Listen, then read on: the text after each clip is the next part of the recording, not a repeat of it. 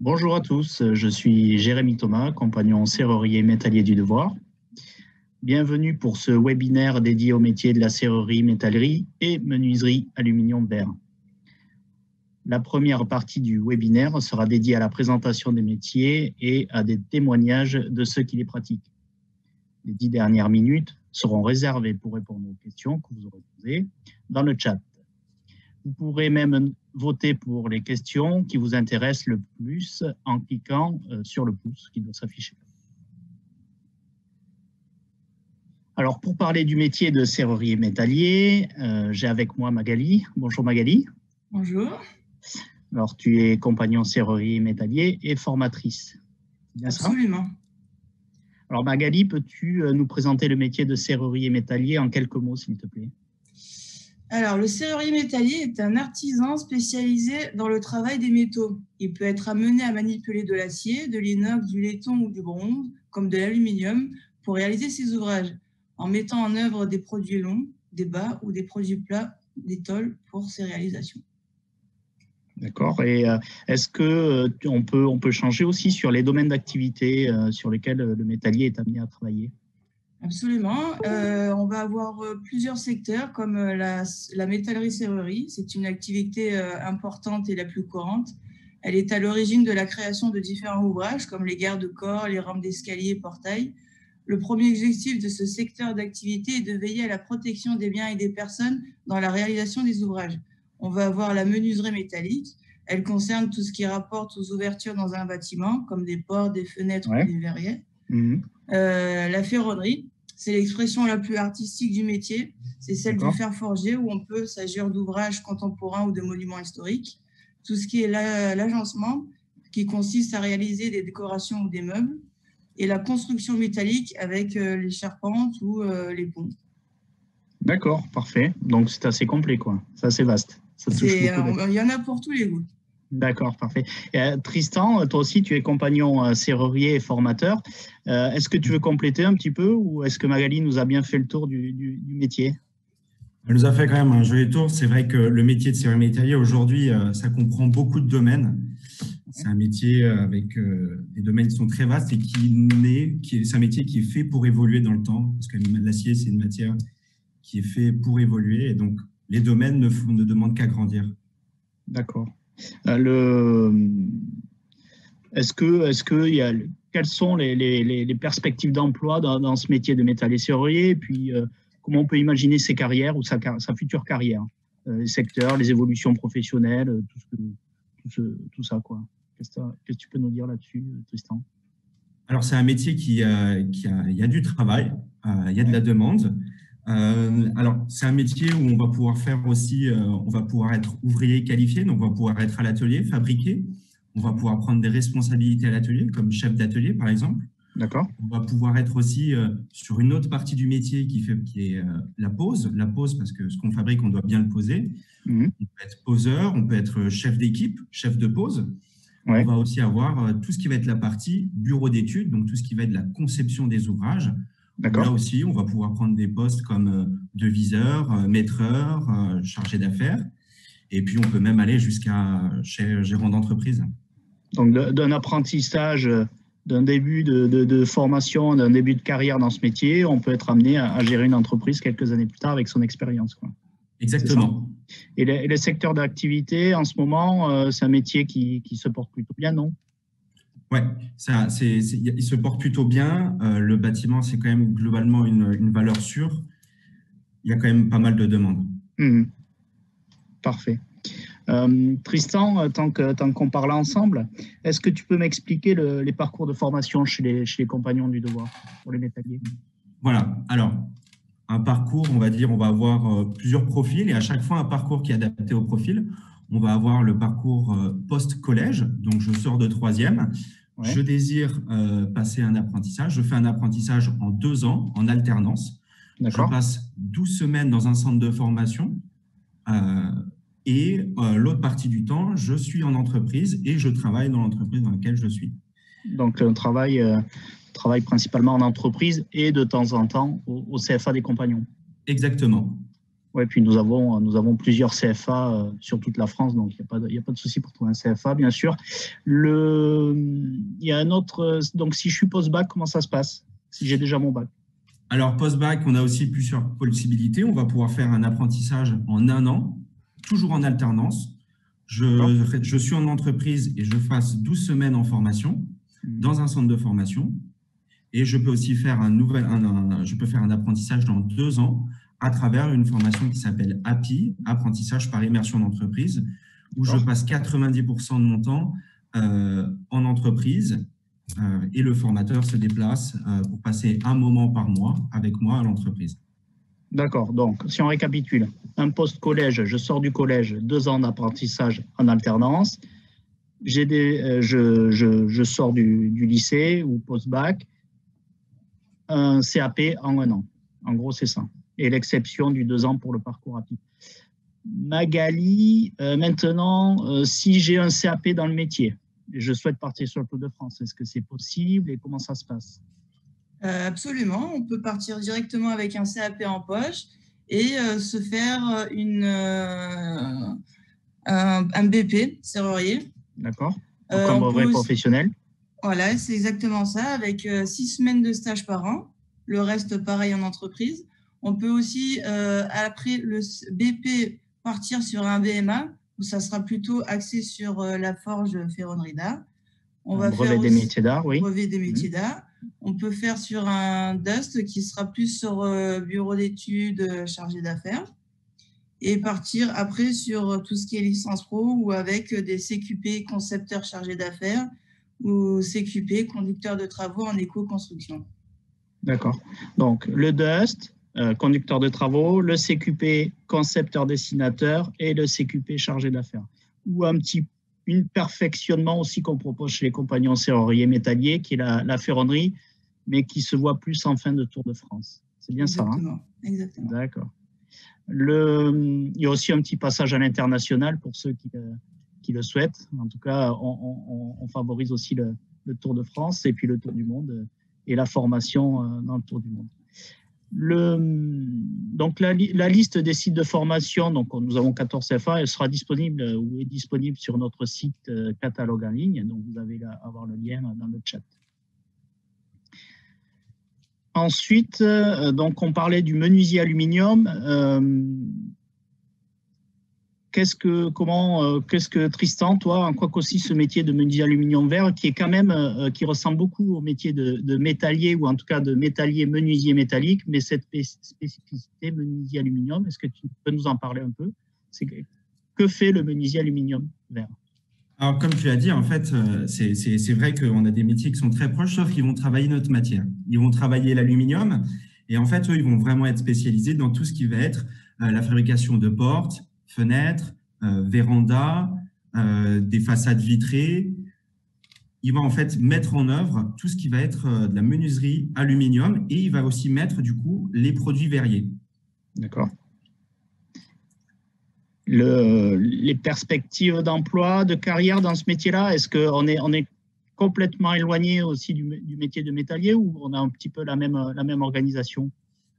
On a la même organisation. Alors, la différence, c'est qu'il y a quand même un grand manque en production. Il y a vraiment un besoin dans ce domaine-là. Et c'est vrai que comme le métallier, on va avoir pratiquement les mêmes perspectives d'évolution où il y aura toujours d'ouvriers qualifiés, de poseurs, de chefs d'équipe, de bureaux d'études. Ça va être là pratiquement la même chose que celui de métallier. Donc, toujours des ouvrages dans le bâtiment, atelier de production, la pose d'ouvrage et puis le bureau d'études qui coordonne tout ça, quoi. C'est bien ça. Exactement. Et la formation chez les compagnons, du coup, pour le menuisier aluminium verre? Alors là, c'est le même principe que celui de métallier. Post-collège, je sors, je fais un apprentissage en 2 ans. Au CFA de La Rochelle, nous avons un seul centre qui est à La Rochelle, toujours en alternance, 12 semaines en formation. Le reste du temps, je suis en entreprise. Je sors avec un bac ou plus. Je passe un CAP en 1 an. D'accord. Et je passe aussi, du coup, même chose, en alternance, 12 semaines en formation et le reste du temps en entreprise. D'accord, ok. Bah, un petit peu le même schéma alors. Sauf que là, pour le coup, nous avons un seul CFA chez les compagnons, qui est à La Rochelle. Exactement. Et Magali, toi, si je souhaite partir sur le Tour de France, où j'ai déjà un CAP en poche, et comment ça se passe? C'est exactement le même cursus, avec à peu près les mêmes diplômes, l'étape aussi à l'étranger, et 6 semaines de stage, et le reste en entreprise dans les mêmes... Donc, un brevet professionnel en 2 ans, c'est ça? Avec 6 semaines de stage par an, contrat pro, et une étape à l'étranger. Étape à l'étranger, à l'international, toujours dans les métiers de la menuiserie aluminium, qui est aussi pratiqué dans différents pays. Un Dust après aussi, Dust licence, le même Dust en conducteur de travaux en éco-construction. Exactement la même chose. Et la licence pro. Et les 2 CQP, si je ne me trompe pas, les 2 CQP concepteur-dessinateur et chargé d'affaires sont aussi ouverts aux menuisiers aluminium. Ouais. D'accord, ben écoute, c'est parfait. Donc là, pareil, la fiche est téléchargeable sur le site. On va prendre un peu de temps maintenant avec Élise. Bonjour Élise. Bonjour. Alors Élise, toi, tu es sur le Tour de France en métallerie-serrerie, c'est bien ça? C'est bien ça. Tu as commencé ta formation chez les compagnons il y a 3 ans. Exactement. Normalement, j'ai bon. Alors, première question. Pourquoi tu as choisi ce métier de serrurier métallier? Alors, j'ai choisi ce métier tout d'abord parce qu'il est très varié. On peut fabriquer de tout, on peut faire ce qu'on veut. Et aussi pour son côté artistique. D'accord. Et puis voilà, tout ce qui va avec. Alors, quand tu dis on peut fabriquer de tout, toi, c'est ce qui t'a amené en entreprise T'es amené à fabriquer de tout, des ouvrages de métallerie-serrerie, comme disait Tristan tout à l'heure, des escaliers, des garde-corps, des portes, portails. C'est ça, exactement. Comme j'ai pu faire aussi des meubles, c'est vraiment une variété incroyable qu'on peut avoir dans ce métier-là. Donc, c'est ça qui m'a énormément intéressée, c'est tout ce qui est ces créations qu'on peut faire. D'accord. Donc, tu as commencé il y a 3 ans, donc ça veut dire que tu as déjà un CAP? C'est ça. Ok. Et cette année, tu es où, toi? Tu es dans quelle ville? Je suis placée à Muison. D'accord. Muison, le fief de la ferronnerie pour les compagnons. Exactement. Alors, dans ce métier-là, donc tu nous dis que le côté artistique te plaît, mais pourquoi? La forge, le côté forge, ou parce que la matière est malléable, parce que oui, c'est ça, parce on peut la former comme on le souhaite. Ouais, c'est ça, c'est exactement ça. La forge aussi, oui, me plaît énormément, et c'est vrai que c'est une matière qu'on peut énormément travailler et revenir dessus plusieurs fois. On a énormément d'opportunités, quoi.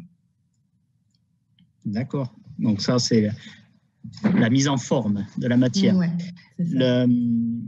Alors, ton expérience, comment tu pourrais la décrire chez les compagnons de devoir en ce moment? Comment tu le vis? Comment ça se passe? Bah, ça se passe très bien. On apprend tous notre métier, on aime. On est là pour s'entraider tous ensemble. Donc, tout se passe bien. Alors, quand tu dis tous, c'est vous vivez tous les jeunes serruriers métalliers dans une maison de compagnons, c'est ça? Mais pas que, vous êtes mélangés à plusieurs métiers. Hein? Exactement. Il y a beaucoup de métiers, en fait. Surtout là, à la maison, on est quelques métiers déjà. D'accord. Il y a par exemple la serrurerie déjà, premièrement. Il y a la maçonnerie, les mécaniciens. Donc, d'accord. Ça nous fait déjà un petit groupe, et malgré qu'on soit dans des métiers différents, il y a quand même de l'entraide en fait entre nous. D'accord, ça te plaît, ça? Ouais, on n'est pas chacun de notre côté, quoi. Mais tu n'es pas originaire de Muison, toi, donc ça veut dire que tu voyages un petit peu pour faire ton Tour de France? C'est ça, exactement, je voyage. On a aussi cette opportunité de pouvoir voyager au sein des compagnons, tout en apprenant son métier, et c'est vrai que ça apporte énormément d'expérience à ce niveau-là, parce qu'on voit plusieurs façons de travailler et plusieurs cultures, on apprend. Donc, le voyage, la formation, travail en entreprise, tout ça, pour toi, c'est quelque chose que tu ne retrouverais pas dans un autre centre de formation plus classique, différent des compagnons? Non. En plus, on a la chance de passer énormément de temps en entreprise. D'accord. On passe plus de temps en entreprise qu'en formation. Et on a aussi la chance de pouvoir se perfectionner toujours au compagnon après l'entreprise. Donc, on est vraiment accompagné au niveau du métier. On a vraiment l'opportunité justement de pouvoir s'améliorer de jour en jour pour avoir ce savoir-faire. Et alors, est-ce qu'on pourrait dire que tu pratiques le métier de métallier comme une passionnée? On pourrait dire ça. Après, j'ai d'autres passions. C'est vraiment mon métier, ça restera mon métier. Mais c'est vraiment quelque chose qui me plaît énormément. C'est un métier qui est même impressionnant à travailler. Enfin, c'est quelque chose... C'est bien, c'est très bien ça. Il est génial. Parfait. Tristan et Magali, pareil, on peut compléter. Alors, quel conseil vous donneriez à un jeune qui hésite à choisir ce beau métier, bien évidemment, ou bien à se former chez les compagnons? Quel conseil on pourrait donner? C'est une matière qui est quand même très étrange parce qu'on a une expression de dire dur comme de l'acier. Ouais. Et pourtant, dès qu'on le chauffe, ça devient du chewing-gum. Donc, c'est une matière avec laquelle on peut tout faire. Et c'est surtout une matière avec laquelle on peut tout faire. Et donc, en fait, c'est ce qui nous amène à faire beaucoup de choses.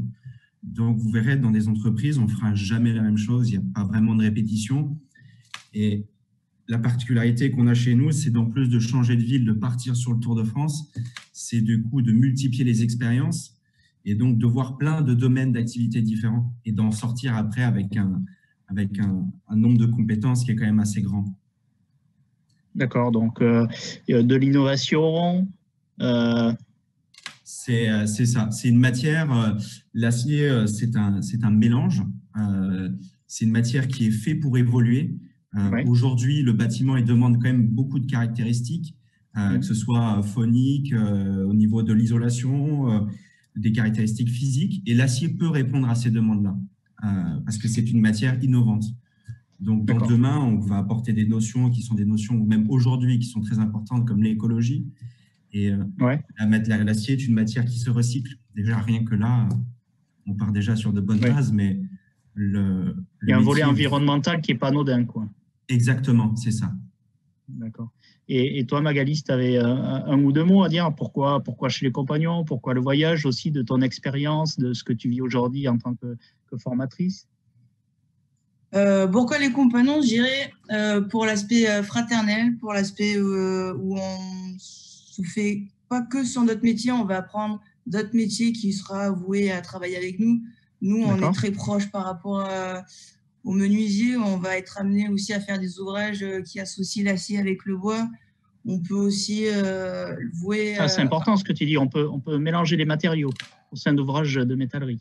C'est ça, on est de plus en plus, on voit des ouvrages qui associent l'acier avec du bois et aussi avec le verre. Donc, c'est ça qui est important, c'est de connaître son métier, mais aussi d'apprendre les autres métiers, comment ils fonctionnent pour avoir un partage encore plus intéressant. Le voyage avec ses différences culturelles, les façons de faire différentes, c'est exactement ce que disait Tristan, c'est quelque chose, pas que sur le métier, mais aussi niveau humain, où on apprend énormément de choses, à vivre en communauté, à se respecter les uns aux autres, à se soutenir et à voyager ensemble, quoi. Oh ben, parfait. Que du positif alors. Que du positif. Moi, ça me va bien, toutes ces réponses me vont bien. Donc là, nous avons des questions qui sont posées dans le chat. Alors, je vais vous en lire une première. Avons-nous des aides pour trouver l'entreprise pour rejoindre les compagnons, donc en métallerie? Alors, je peux y répondre. Bien évidemment. Alors, vous pouvez aussi, chacun peut trouver son entreprise proche de chez soi ou proche de son lieu d'hébergement, une entreprise de métallerie-serrurerie. Si toutefois vous avez des doutes ou sur l'entreprise, si c'est bien une entreprise de métallerie-serrurerie ou si vous n'avez pas d'entreprise, pas de contact, vous pouvez prendre contact avec votre prévôt, le directeur de la maison des compagnons la plus proche, qui va vous orienter vers une liste d'entreprise. Donc, on peut vous accompagner. Idéalement, vous cherchez par vos propres moyens et on peut aussi vous accompagner sur ce sujet-là. Donc, c'est un vrai travail d'équipe pour trouver des entreprises parce que nous avons aussi des entreprises qui recherchent des jeunes. Il y a de l'emploi, il y a du travail. L'apprentissage au sein de nos ateliers de métallerie, serrerie a toujours existé et est très important pour la relève parce que un ouvrier qualifié, avant d'être un ouvrier qualifié, était un apprenti. Une autre question, tiens, je vais te la poser, Tristan. Quelle est la différence entre ferronnier, chaudronnier, serrurier et métallier? Alors, c'est vrai qu'il y a quelque chose qui nous rassemble tous, c'est le travail. On travaille pratiquement les mêmes matières, mais par contre, on ne va pas travailler de la même manière et on ne va pas travailler dans les mêmes domaines. Si on prend par exemple la chaudronnerie, il va surtout travailler dans la mise en forme de tôle, donc des feuilles d'acier. Il va beaucoup plus travailler dans la tuyauterie, dans tout ce qui va être industrie.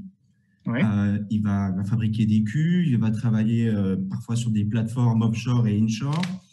On va avoir le ferronnier. Alors, c'est une partie c'est un peu le métier de métallier qui l'a un peu englobé, parce que le métallier, lui, il va surtout travailler dans le bâtiment et il va travailler des profils et il va les travailler à froid.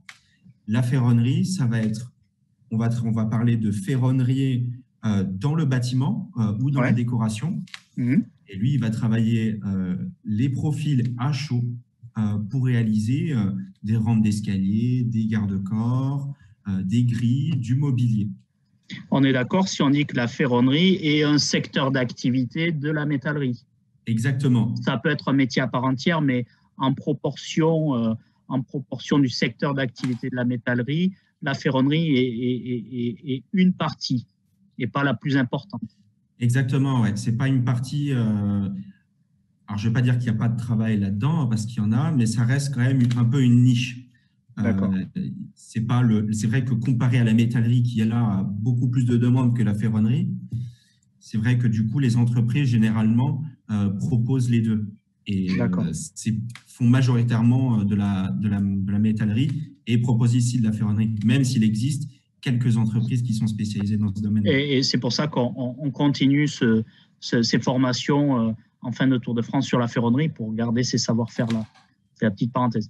J'ai une autre question. Je souhaite devenir facteur d'armure et forgeron spécialisé en coutellerie. Existe-t-il une filière adaptée chez Compagnons de Devoir? Alors, je vais répondre puisque ça fait le lien avec la ferronnerie.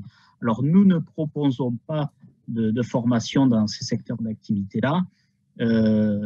L'activité de coutellerie ou d'armurerie est différente de la ferronnerie, puisque nous, c'est la ferronnerie d'art dans le bâtiment. Et dans le bâtiment, les objets décoratifs, du mobilier ou des rampes, des ouvrages, des portails, mais pas d'armurerie. On ne propose pas ça chez les Compagnons de Devoir. Une autre question. Bonjour, question générale. Si je me rends compte en cours d'année de CAP chez les compagnons de formation, le métier ne me convient pas finalement, est-ce que je peux arrêter ma formation ou en commencer une autre en cours d'année, toujours chez les compagnons? Donc là, c'est pareil. Idéalement, c'est bien choisir son métier en début de formation.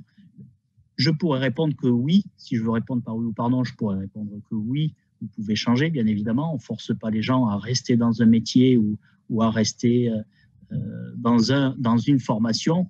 Idéalement, c'est de bien réfléchir au métier choisi, mais ça peut arriver que certains jeunes, par méconnaissance en début du métier existant, changent de voie en milieu de formation ou en milieu de parcours.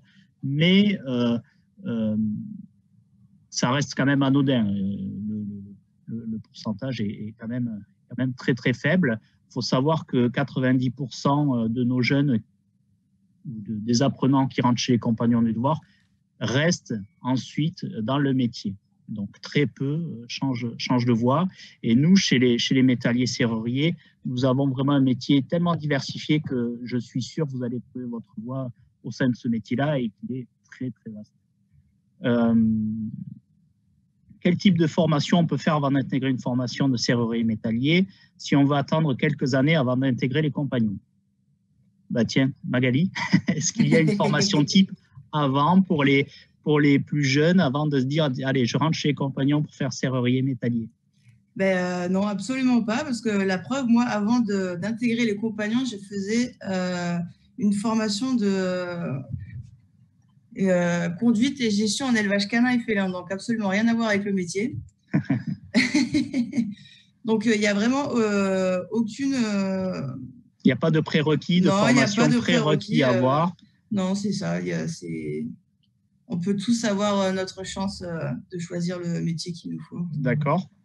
Mais oui, ben, j'allais répondre. Alors, on a des gens qui viennent faire serrurier métallier après des parcours scolaires atypiques, complètement différents, atypiques, comme vient de le dire Magali. Certains ont fait des écoles d'art et puis c'est vrai que ce côté ferronnerie les attire de plus en plus, ou métallerie un peu plus générale, parce qu'il n'y a pas que la forge. Non, il n'y a pas besoin de formation spécifique. Moi, je vous propose de pousser la porte d'une maison de compagnons et de venir voir le prévôt, donc le directeur de la maison, et lui dire je vais être compagnon serrurier métallier un jour, donc je vais faire ce métier-là. Et progressivement, vous allez apprendre le métier, donc de l'apprentissage, les bases du métier, à évoluer comme ça en fonction de ce que vous voulez faire. Alors, d'autres questions. On a une autre question sur les couteaux, donc effectivement, nous n'en faisons pas. Alors, dans la formation de serrurier métallier, je reviens à toi, Tristan, est-ce qu'il y a une petite partie de chaudronnerie? Ça peut arriver, hein, je pense. Alors, si. Alors, on va travailler. Alors, une partie de chaudronnerie, jamais, enfin, je veux dire, ça reste un métier. Jamais on pourra prétendre dire qu'on peut prendre le métier de chaudronnier. Chaudronnier est un métier à part entière. Exactement. On est cousins quand même, non? Exactement, parce qu'on va aussi travailler la tôle, on va aussi former de la tôle, on va aussi la mettre en œuvre. Ouais, l'assembler. On va l'assembler, on va venir souder et de plus en plus. D'accord. Donc, on reste cousins, mais on a nos spécificités plus bâtiment et la chaudronnerie plus industrielle, c'est ça? Exactement, c'est ça. Donc, une entreprise du bâtiment peut être amenée à faire de la chaudronnerie, de la tôlerie. Oui. Et il faut savoir même, je vais même répondre à vous auditeurs, c'est que certains chaudronniers font de la métallerie-serrurerie, donc ils peuvent être amenés à faire des escaliers, des rampes ou autres. Donc, on a des métiers qui se croisent de plus en plus. Mais si on veut bien différencier les deux secteurs d'activité, chaudronnerie plus industrielle et métallerie-serrurerie plus bâtiment. Un chaudronnier ne va pas faire de menuiserie, de porte, de portail en métallerie pour une habitation, par exemple. C'est ça, Tristan? Exactement, c'est ça. Okay. Est-ce que, Élise, tu veux rajouter quelques mots sur des ouvrages de métallerie ou des choses qu'est-ce qui va te donner envie de continuer sur le Tour de France ou comment tu vois ça, toi, ton voyage demain? Comment je vois mon voyage? Moi, j'aimerais bien continuer un peu en soudure par la suite. D'accord. Donc, je vais dévier un petit peu, mais je pense. Alors, tu dévies, mais ce n'est pas un grand écart par rapport au métier de métallier serrurier. Non, exactement. C'est pour continuer, pareil, à me perfectionner dans le métier. Parce qu'après, je reviendrai en tant que serrurier toujours. Mais je pense que la soudure aussi fait partie de ce métier-là. Et si on veut faire des beaux ouvrages, ça fait partie aussi des finitions. Et la soudure fait la qualité de l'ouvrage aussi, quoi. Donc, moi, je partirai plus là-dedans pour l'instant. Et quand on parle de...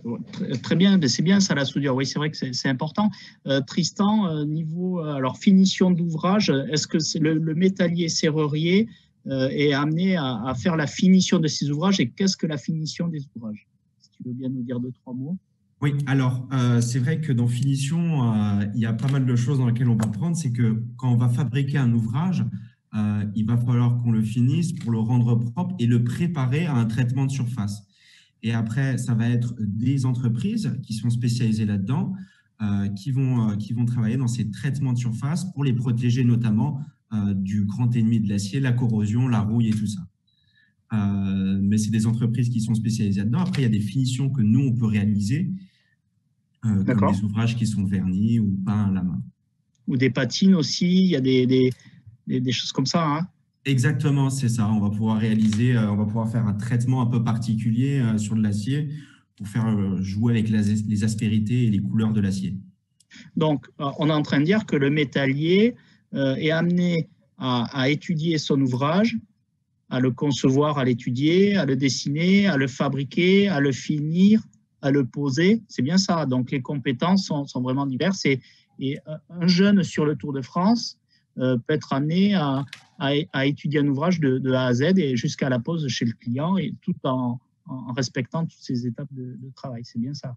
Exactement, c'est ça. Et c'est ce qui rend le métier attirant. Ouais, ben oui. On me demande où sont les CFA de métallier. Donc, les CFA de métallier, nous en avons 14 répartis sur la France. Donc, chaque grande région a un CFA de serrurerie-métallerie. Donc, tout simplement, vous allez toujours sur le site des Compagnons de Devoir. Tout ça, tout est indiqué. Il n'y a pas de souci. On saura vous répondre si toutefois vous avez des questions plus précises. Ensuite, dans quelle région trouve-t-on le plus de travail de qualité de métallier? Alors ça, je ne sais pas. On ne va pas créer d'incident diplomatique. Alors, des ouvrages de métallerie, serrurerie, voire ferronnerie, il y en a un petit peu partout sur la planète. Si on parle de la France, on va dire partout. Il y a de beaux ouvrages un petit peu partout, et on a cette chance-là, c'est qu'on a un métier qui est représenté nationalement. Alors, il peut y avoir des spécificités locales ou régionales, mais aujourd'hui, enfin, à moins que vous vouliez me préciser les réponses, Magali ou Tristan ou Élise, mais je pense qu'il n'y a pas trop de disparité entre les régions ou les secteurs pour les ouvrages. Magali, une question pour toi. Allez, faut-il au préalable une certaine condition physique pour la ferronnerie? Bon, déjà, il faut être un petit peu en bonne santé, mine de rien, parce que c'est quand même un peu physique, mais on est beaucoup aidé par l'évolution avec tout ce qui est outillage plus léger. On va avoir des ponts roulants pour nous aider à transporter les matériaux lourds. On est vraiment aidé, et puis même on a toujours moyen de trouver des solutions pour se faire aider, que ce soit un coéquipier, ça va être de l'outillage. Non, il n'y a aucun problème niveau conditions physiques. Même les femmes, maintenant, on arrive à gérer ça. Élise, tu arrives à forger sans problème? Ça dépend. Quand je suis en bonne forme, justement, oui, j'y arrive. Après, c'est comme Magali, elle disait, faut être en forme. Faut avoir faut être en forme. Ceci dit, on est beaucoup aidé aujourd'hui. Alors, on parle d'exosquelette dans certaines activités. J'en ai pas spécialement encore vu dans nos CFA des compagnons, mais pourquoi pas un jour. Non, il faut être en bonne condition physique. Ceci dit, il y a beaucoup d'outils. L'environnement est aussi sécurisant, et on est aidé avec du matériel pour pouvoir travailler dans de bonnes conditions. C'est vrai que le matériel a beaucoup évolué. Ceci dit, une bonne condition physique avant de forger pendant une journée, c'est peut-être pas plus mal, mais ça fait du bien quand même. Est-ce que vous avez des petites choses à rajouter les uns les autres, ou c'est bon pour vous? On y croit, ce métier-là, il est beau, hein? Oui, c'est le meilleur. C'est le meilleur. Bon, mais parfait, merci d'avoir suivi ce webinaire. Bon, vous avez encore plein d'autres questions. On va vous répondre dans le chat, ou vous prenez contact directement sur le site des compagnons. Vous pouvez vous inscrire dès aujourd'hui. Donc le lien s'affiche là dans le chat, et puis il y a cette vidéo est disponible sur le site à partir de mercredi. Merci à tous, et puis à très vite chez les Compagnons du Devoir. Au revoir. Au revoir. Au revoir. Au revoir.